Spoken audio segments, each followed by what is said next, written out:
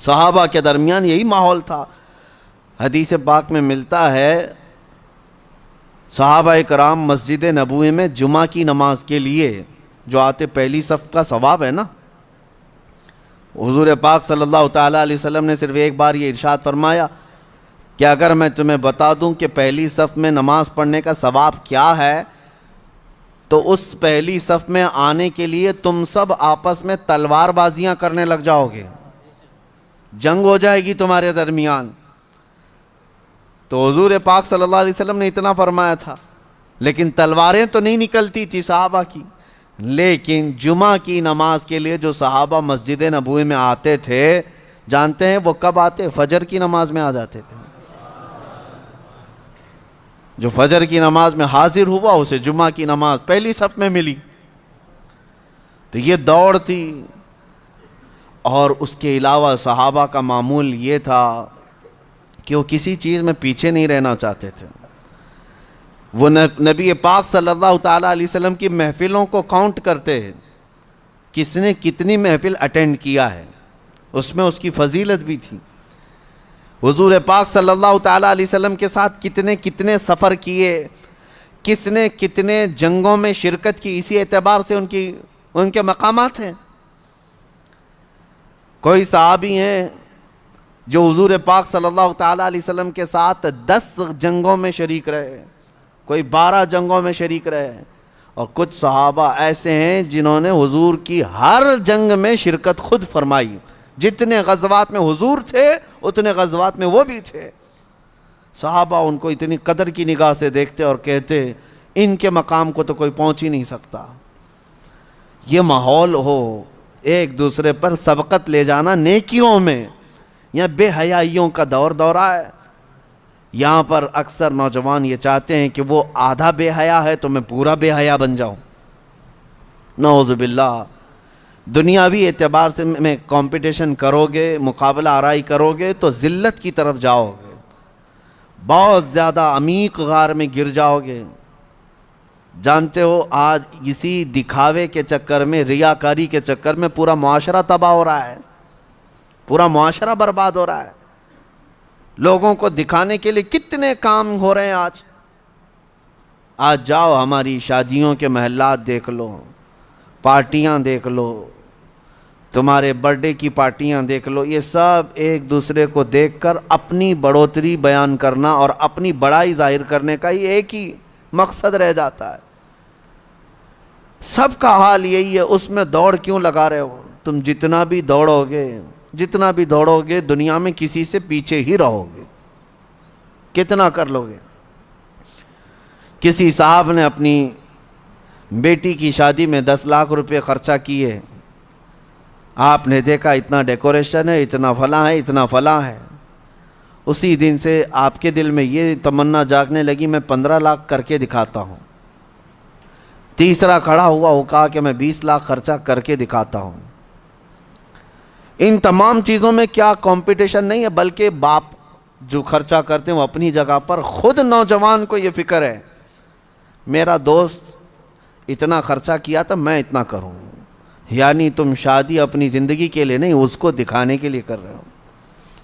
یہی تو دوڑ ہے، اپنے لیے نہیں کر رہا ہے بندہ۔ بہت ساری چیزیں ایسی ہیں دوسروں کو دکھانا ہے، دوسرے سے مجھے آگے بڑھ کر کے دکھانا ہے، اس سے بہتر مجھے کر کے دکھانا ہے۔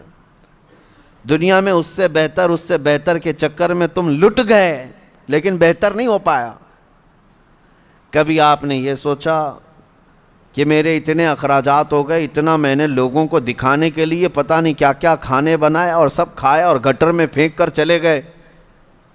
کوئی ایک بندہ ایسا ہے جو زلزلہ متاثرین اور دیگر فساد متاثرین جن کے گھر بار تک نہیں ہیں، ایک بندہ ایسا ہے جو روزانہ 10 فقیروں کو کھانا کھلاتا ہے، کوئی 100 مسکینوں کو کھانا کھلا کر آتا ہے۔ تمنا تو یہ ہونی چاہیے تھی کہ وہ 10 کو کھلا رہا ہے آج، تو میں کیوں 50 کو نہ کھلاؤں۔ یہاں پر اگر تم کھلانے کی بات کرتے تو اللہ کا قرب حاصل کرتے، اللہ کا قرب حاصل کرتے۔ باقی پارٹی شارٹی جو ہے اس میں سوائے اسراف اور فضول خرچی اور بربادی کے کچھ حاصل نہیں ہے۔ کچھ حاصل نہیں. اور کب تک لوگوں کو راضی کرو گے؟ میں نے دیکھا ہے گھنٹے 2 گھنٹے کے لیے تمہاری پارٹی میں آئیں گے, گن کر کے جائیں گے کتنے کھانے بنے ہیں, یہی گننے کے لیے لوگ آتے ہیں. ٹھیک ہے 6 قسم کے کھانے تم نے بنائے تھے, وہی تمہارے ہاں جو کھایا ہوا ہے کل کسی اور کے ہاں کھائے گا اور بولے گا ارے بھائی تمہاری تو 6 ہی تھی, میں آج یہاں پر 8 والے کھا کے آیا ہوں. تمہاری تو سارے اخراجات, تمہاری ساری فیلنگ تو گئی, ختم ہو گئی. جس کو راضی کرنے کے لیے اتنے خرچے کیے تھے, تمہاری استطاعت سے بڑھ کر کے خرچہ کیا تھا, وہ کسی اور جگہ کھا کر کے پھر یہ کہے گا تیرا کم تھا فلاں کا زیادہ تھا, تو تمہیں بے سکونی ایسی ہی رہ جائے گی, وہ بے اطمینانی ویسی رہ جائے گی. چھوڑو. اسی لیے کہا ہے شاعر نے, چھوڑ فکر دنیا کی, چل مدینے چلتے ہیں. اور وہاں دوڑنے کی جتنے لوگ بات کرتے ہیں وہ سبقت لے جاتے ہیں, سبقت لے جاتے ہیں. اسی لیے ہم نے دیکھا ہے, میں بلا مبالغہ کہہ رہا ہوں, میں اکثر ان بزرگوں کی تاریخ پڑھتا بھی ہوں اور ان کی کتابیں مجھے بڑی پسند بھی ہیں, یا ان کی صحبت مجھے بہت اچھی لگتی ہے, جو کثرت سے میرے آقا صلی اللہ تعالیٰ علیہ وسلم کے کمالات کا ذکر کرتے ہیں.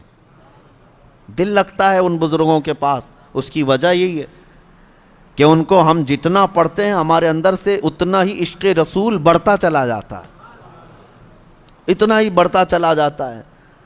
ہو سکتا ہے پہلے ایسی تمنائیں نہیں تھی, لیکن بزرگوں کو پڑھنے کے بعد کچھ اور ہی تمنائیں ہونے لگتی ہیں. ظاہر سی بات ہے. پیر مہر علی شاہ رحمۃ اللہ تعالیٰ علیہ, اعلیٰ حضرت امام اہل سنت فاضل بریلوی, یہ مدینے گئے تھے حضور پاک صلی اللہ تعالیٰ علیہ وسلم کی بارگاہ میں. ہزاروں نہیں لاکھوں کروڑوں لوگ آتے ہیں, اپنی اپنی تمنائیں مانگتے ہیں. یا رسول اللہ میں فلاں ہو گیا, آپ مجھے یہ عطا کر دیں, وہ عطا کر دیں. لیکن ان بزرگوں کے سوال تو یہ تھے کہ یا رسول اللہ کچھ نہیں, بس آپ اپنی قبر انور سے باہر آ کر دیدار کرا دیں. تجھ سے تجھی کو مانگ کر مانگ لی ساری کائنات. ان کا فلسفہ یہ تھا, تجھ سے تجھی کو مانگ کر مانگ لی ساری کائنات. وہ اپنے ہو گئے تو رحمت پروردگار اپنی.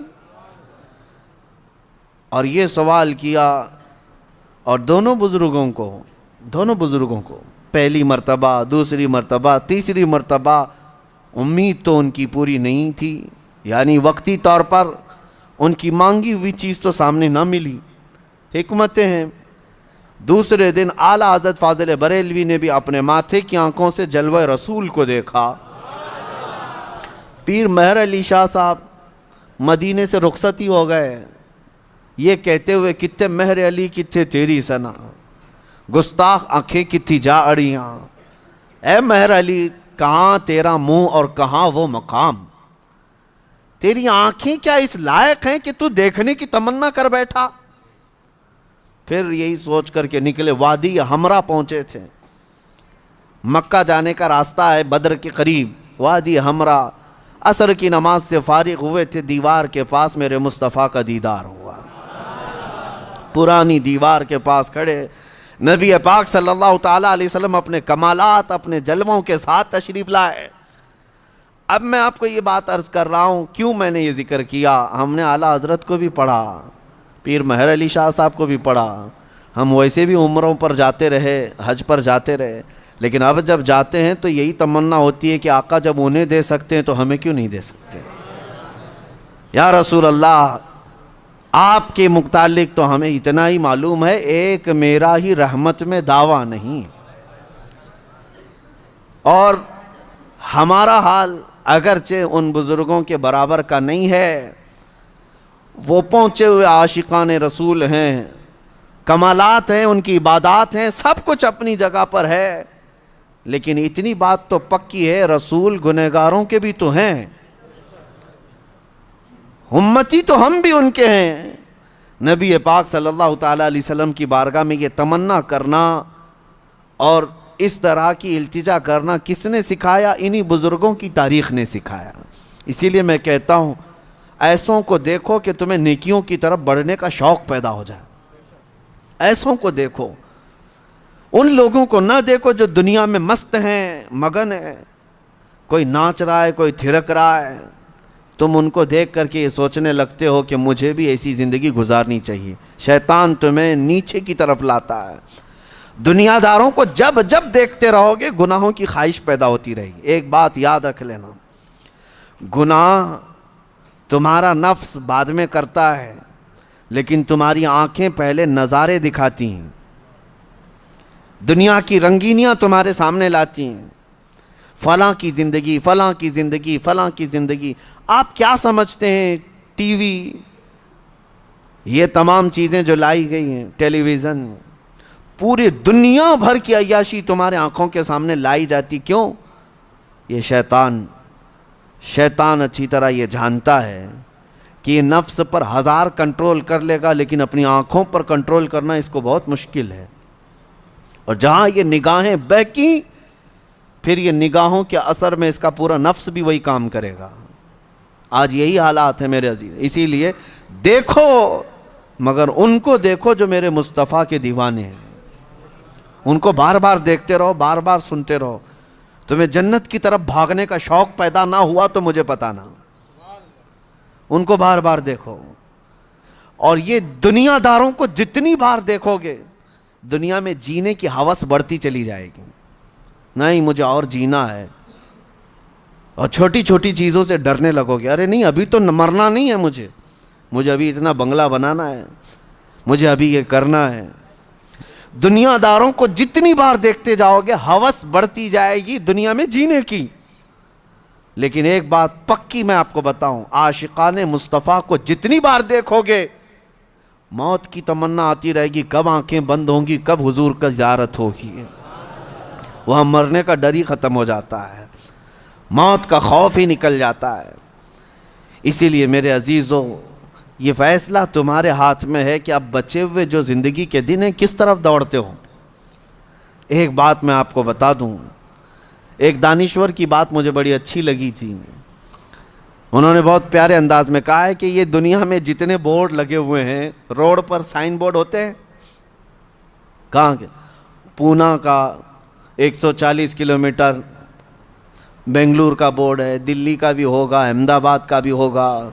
ان دانشوروں نے کہا یہ تو سب یوں ہی لگے، سارے راستے قبرستان ہی جاتے ہیں، کوئی راستہ کسی شہر نہیں جاتا، تھوڑے دیر کے لیے جاتا ہے، لیکن سارے راستے، جس راستے پہ بھی چلو پہنچو گے قبرستان، جانا وہیں ہے سب کو۔ یہ حقیقت ہے یا نہیں؟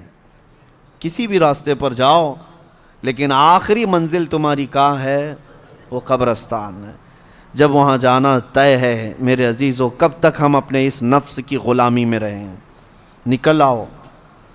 کچھ گناہ ایسے ہیں جو ایسے داغ چھوڑ جاتے ہیں، ایسے زخم دے جاتے ہیں کہ مرنے کے وقت وہ درد اور وہ ٹیسیں اٹھنے لگ جائیں گی۔ اسی لیے یہ محفلیں بار بار ہم منعقد کرتے ہیں کہ نبی پاک صلی اللہ تعالیٰ علیہ وسلم کی سنت مبارکہ ہے کہ انسان کی فطرت میں نفس کا غلبہ آتا ہے تو یہ دنیا کی طرف چلا جاتا ہے، اور اس کو ایک بار نصیحت کرو تو پھر یہ دنیا سے باز آ جاتا ہے۔ تمہارے لیے علاج یہی ہے، ہمارے لیے علاج یہی ہے۔ یہ میں نہیں کہتا کہ آج ایک بار کوئی مرید ہو گیا تو اب 70 سال بھی وہ باہر بھٹکتا رہے، کچھ نہیں ہونے والا ہے، نہیں ہوگا، ہوگا۔ بڑے بڑوں کا تقوی بھسم ہو جاتا ہے اس دنیا میں، ماں و شما کسی کام کے نہیں، ہماری تو کوئی اعتبار ہی نہیں۔ بڑے بڑے متقی اور پرہیزگار جب ٹچ میں نہیں رہتے ان دینی محافل کے یا اللہ کے ذکر کی طرف، تو شیطان ان کے اعمال کھا جاتا ہے، برباد کر دیتا ہے۔ جتنی دور جاؤ گے اتنی دور دین سے بھی ہوتے رہ جاؤ گے۔ اور ایک بات میں آپ کو بتا دوں، بکریاں اسی وقت محفوظ ہیں جب وہ جھنڈ میں ہیں، جب وہ اپنی جماعت میں ہیں، اور جب اکا دکا بکری ادھر ادھر بھاگنے لگتی ہے تو ان تنہا بکریوں کا ہی شیر شکار کر لے جاتا ہے۔ درندے ان تنہا بکریوں کو ہی کھا جاتے ہیں، جھنڈ میں رہی ہوئی بکریاں بچ جاتی ہیں بھیڑ میں، اسی لیے میرے آقا صلی اللہ تعالیٰ علیہ وسلم نے بھی تلقین فرمائی اور تاکید فرمائی، علیکم بالجماعہ، تم کو جماعت کے ساتھ رہنا ہے۔ بار بار تمہیں نمازیں جماعت کے ساتھ پڑھنے کے لیے گھروں سے بلایا کیوں جا رہا ہے؟ کہ دل کے اندر دنیا کا میل زیادہ نہ بیٹھنے پائے۔ آؤ جھکو اللہ کی بارگاہ میں، میل نکلتا رہے۔ بار بار اس جماعت میں، اس بھیڑ میں کیوں بٹھایا جاتا ہے؟ کہ دل تمہارا اللہ کی طرف لگا رہے گا، اللہ کی طرف لگا رہے گا۔ ورنہ یہ کتنی بڑی بات ہے، آپ کیلکولیٹ کر لینا۔ میں ایک بات بتا رہا ہوں، امپورٹنسی بتا رہا ہوں اس جملے کی۔ اس دنیا کا حال ایسا ہے کہ نبی پاک صلی اللہ تعالیٰ علیہ وسلم کون ہے سب کو پتہ ہے، سید الانبیاء، معصوم عن الخطا، سید الرسل، امام الاولین امام الآخرین، مالک جنت، مالک رقاب ہم سب کی جانوں کے مالک۔ لیکن اس رسول، کیا آپ سب کو یہ تسلیم ہے کہ نہیں، حضور کے ہاتھ میں سارے خزانوں کی کنجی ہے؟ نبی پاک صلی اللہ تعالیٰ علیہ وسلم جنتی دروازوں کے مالک ہیں۔ اس کے باوجود رسول اللہ دعا یہ کرتے تھے کہ اے اللہ، تم مجھے میرے نفس کو میرے حوالے 1 منٹ کے لیے بھی مت دینا، ہمیشہ اپنی حفاظت میں رکھ۔ رسول جب یہ دعا کرتے ہیں کہ میرے نفس کو میرے حوالے، پلک جھپکنے کے برابر جو وقت ہوتا ہے، حضور فرماتے ہیں لا تکلنی الی نفسی طرفت عین یا اللہ، اے اللہ، پلک جھپکنے کے برابر کا جو وقت ہوتا ہے، اتنے وقت کے لیے بھی میرے نفس کو میرے حوالے مت کرنا، اے اللہ تو ہمیشہ اپنی حفاظت میں رکھ۔ اب اس سے آپ امپورٹنسی سمجھو، اندازہ کرو کہ جو سید الاولین والآخرین یہ کہتے ہوں کہ 1 منٹ کے لیے بھی مجھے دنیا کے حوالے نہ کر، تو پھر ہمارا اور آپ کا حال کیا ہونا چاہیے؟ اگر ہم چند دنوں کے لیے دنیا کے حوالے ہو گئے تو ہمارے اوپر کیا کیا ہتھ کنڈے نہیں آئیں گے، کیا کیا بربادیاں نہیں آئیں گی۔ یہ تو غنیمت ہے میرے عزیزوں، ہم ہفتے میں 1 مرتبہ محفل ذکر کر رہے ہیں۔ ہونا تو یہ چاہیے کہ جتنی مسجدیں ہیں سب کے دروازے کھلیں، اور جس طرح جمعہ میں لوگ کثرت سے حاضر ہوتے ہیں، محفل ذکر میں بھی حاضر ہو کر اپنے دلوں کے زنگ کو دور کیا کریں۔ ورنہ یہ دنیا بہت سخت ترین ہے۔ ہم نے دیکھا ہے، یوں ہی بریلی کے امام نے نہیں کہا تھا شہد دکھائے زہر پلائے، قاتل ڈائن شوہر کش، قاتل ڈائن شوہر کش، 3 لفظ ہیں دنیا کے لیے۔ اعلیٰ حضرت نے فرمایا قاتل ہے یہ، ڈائن ہے یہ، شوہر کش ہے، یہ تینوں سب سے بری حرکتوں والی عورت کے نام ہیں۔ قاتل تو آپ کو پتہ ہے، کلر، قتل کرنے والا، دنیا قتل کر دیتی ہے، مرتا تو ہر کوئی ہے نا یہاں پہ۔ اس سے جتنے لوگ محبت کرتے ہیں سب مرتے ہیں، اور اسی کے اندر مرتے ہیں، اوپر جا کے ادھر ادھر جا کے نہیں مرتے، اسی دنیا میں مرتے ہیں۔ اور کتنے تو ایسے ہیں وہ اپنی کمائی ہوئی رقم پہ ہی مرتے ہیں، اپنے بنائے ہوئے مکان میں ہی مرتے ہیں، مرنا اسی دنیا میں۔ اس سے محبت کرنے والے مرتے تو سب ہیں۔ اعلیٰ حضرت فرماتے ہیں ہونا تو یہ چاہیے، میں آپ سے محبت کر رہا ہوں، آپ مجھ سے محبت کر رہے ہیں، تو محبوب و محب میں ایک بڑا گہرا تعلق ہوتا ہے، بڑا گہرا تعلق ہوتا ہے۔ ہوتا کیا ہے، آپ اگر میرے محبوب ہیں تو محبوب کبھی اپنے چاہنے والے پر وار تو دور کی بات ہے، ہوا بھی آنے نہیں دیتا۔ سچی محبت تو یہ ہے۔ لیکن یہ دنیا کیا ہے، اعلیٰ حضرت فرماتے ہیں ڈائن ہے، ڈائن۔ ڈائن کس عورت کو کہتے ہیں پتہ ہے؟ جو روزانہ شوہر بدلتی ہے، اس کا ایک شوہر نہیں ہوتا، ایسی عورت کو ڈائن کہتے ہیں، جو روز شوہر بدلتے رہتے ہیں، مجنو بدلتے رہتے ہیں۔ یہ دنیا کی کیفیت ہے۔ وہ کیسے آپ کو میں بتاتا ہوں۔ آج جس گھر میں آپ ہیں آپ کے نام کا ہوگا، یا ہو سکتا ہے آپ کے ابا کے نام کا ہوگا، لیکن ذرا پہلے پوچھنا کہ اس سے پہلے کس کے نام پہ تھا؟ بتائیں گے کوئی اور تھا۔ اس سے پہلے چاہے وہ نئی بلڈنگ ہی بنی ہوئی ہو، لیکن جگہ تو کسی کی ہوگی۔ اس سے پہلے آپ جائیں گے یہ دنیا ٹرانسفر ہوتی جا رہی ہے ہر ایک کے ہاتھ میں الگ الگ. ابھی ایک نوٹ آپ اپنی جیب سے نکالو 100 روپے, کتنے دن اس کو سنبھال کے رکھو گے؟ یہ تمہارے ہاتھ سے دوسرے کے ہاتھ میں جاتی ہے, دوسرے کے ہاتھ سے تیسرے کے ہاتھ میں جاتی ہے. یہی دنیا ہے نا. اور یہ اس سے جتنے پیار کر رہے ہیں سب کے ہاتھوں میں جا رہی ہے. اسی کو ڈائن کہا گیا, روز شوہر بدلتی ہے. اس سے جو بھی محبت کرتا ہے ان سب کے ہاتھوں میں جاتی تو ہے لیکن رکتی کسی کے پاس نہیں, سب سے نکلتی رہتی ہے. اور پھر ہوتا کیا ہے, اعلیٰ حضرت نے ایک اور اس کو لفظ دیا ہے, شوہر کش. شوہر کش کا مطلب ہوتا ہے وہ عورت جو اپنے ہی مرد کو, اپنے ہی شوہر کو قتل کرتی ہے, مار ڈالتی ہے. دنیا ویسی عورت ہے. جو اس سے محبت کرتا رہا وہ اسی کی محبت میں ہی دنیا میں چلا گیا, مر گیا.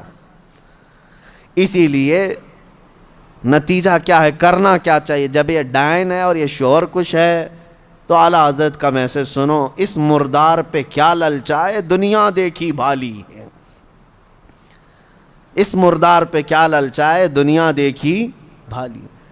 ایک بات میں آپ کو بتاؤں, رسول پاک صلی اللہ تعالیٰ علیہ وسلم کی حدیث ہے, میں اب گفتگو کلوز کرتا ہوں قریب میں. الدنیا جیفۃ وطالبها الکلاب. دنیا مردار کی طرح ہے اور اس کا طلب کرنے والا کتے کی طرح ہے, کتے کی طرح ہے. کبھی آپ نے سوچا کتا کہنا گالی ہے؟ گالی ہے؟ سنو گے کسی سے کہ تم کو کوئی کتا کہہ دے؟ نہیں. یہ اور بات ہے کہ ہم نسبت جب کسی بلند جگہ سے کرتے ہیں تو کتا بھی افضل ہوتا ہے. اگر ہم دربار رسول کا کتا کہتے تو یہ گالی نہیں, یہ فخر کی بات ہے. لیکن ویسے اگر آپ کو کتا کہہ دیا تو برا لگتا ہے. کیوں برا لگ رہا ہے؟ جبکہ آپ کو اگر پوچھیں تو آپ خود ہی کہیں گے کتا بڑا وفادار ہوتا ہے, اس کے اندر تو یہ کوالٹی ہے. کتا اپنے مالک کو چھوڑتا نہیں, کتا اپنے مالک کے دوستوں پر بھونکتا نہیں, کتے کو دو نہ دو دروازہ چھوڑتا نہیں. اتنی اچھی اچھی کوالٹیز اس کے اندر ہے, تو کتا تمہیں کہے تو برا کیوں لگ رہا ہے؟ اس کے اندر تو اچھی اچھی خاصیتیں ہیں, کوالٹیز ہیں, کیوں برا لگ جاتا ہے آپ کو؟ کتے کے اندر اچھی عادتیں نہ ہوتی تو اسے نگرانی کے لیے کیوں پالا جاتا؟ آج چوکیداری بہت اچھی کرتا ہے, نگرانی بہت اچھی کرتا ہے, وفاداری بڑی اچھی طرح نبھاتا ہے, مالک کے لیے مر بھی جاتا ہے. لیکن بہت اچھی بات ایک دانشور نے کہا ہے, کتا کہنے سے آپ کو تکلیف کیوں ہوتی ہے میں بتاتا ہوں. کتے کے اندر اچھی کوالٹی سب ہیں, لیکن جب وہ کچھ کھانے لگتا ہے نا, گوشت ڈالو, مردہ کھا رہا ہو, کوئی بھی ہو, دوسرا کتا آئے تو اسے برداشت نہیں کرتا, بھونکنے لگ جاتا ہے دانت پھاڑ کر کے. بعضوں نے کہا ہے یہ انسان کا تو ہو گیا لیکن اپنی برادری کا نہیں ہو پایا, یعنی اپنے بھائی کو برداشت نہیں کیا. ارے انسان تو دوسرا ہے, اس کی جنس کا تھوڑی نہ ہے. جینڈر میل کھاتے ہیں کیا کتے کے اور انسان کے؟ نہیں ہے. لیکن کتے کی یہی عادت خراب ہے کہ وہ اپنے بھائی کو اپنے کھانے میں برداشت نہیں کر پاتا. اسی وجہ سے رسول پاک صلی اللہ علیہ وسلم نے فرمایا دنیا کا طلبگار کتے کی طرح ہے. یہ اچھی بات نہیں ہے. بہرحال خلاصہ کلام یہ ہے, 4-5 دن باقی رہ گئے ہیں 15ویں شعبان کو, اور اس سال کا چیپٹر کلوز ہونے جا رہا ہے. ہمارے سارے اعمال اللہ کی بارگاہ میں پیش ہوں گے, فرشتے لے کر کے جائیں گے, مولا پچھلے سال 15ویں شعبان سے لے کر اس سال کے 14 شعبان تک ان لوگوں نے یہ سارے کام کیے. اب تمہیں پتہ ہے, اللہ کو پتہ ہے کیا کیا کیے. تم نے کتنی نمازیں چھوڑی وہ بھی لکھا ہوگا, کتنے روزے تم نے رمضان میں پچھلے مس کیے وہ بھی لکھا ہوگا, کتنے زکوٰۃ دبا کر کون بیٹھا ہے وہ بھی لکھا ہوگا, کتنے تم نے لوگوں کے مال کھائے وہ بھی لکھا ہوگا, کتنوں پر غلط نگاہ ڈالی وہ بھی لکھا ہوگا, کتنوں کے ساتھ دھوکہ کیا ہے وہ بھی لکھا ہوگا. یہ تمام چیزیں تو اس میں لکھی ہوئی ہیں, اور اسی حالت میں اب یہ جانے والے فرشتوں کے ہاتھوں اللہ کی بارگاہ میں. رپورٹ جا رہی ہے, تم 1000 چلاؤ رپورٹ تو جائے گی, کیونکہ فرشتے وہ نہیں ہیں جو رشوت لے کر رپورٹ بدل دے. ہاں انکم ٹیکس والے نہیں ہیں وہ اللہ کے فرشتے ہیں. لا یعصون اللہ ما امرہم ویفعلون ما یؤمرون.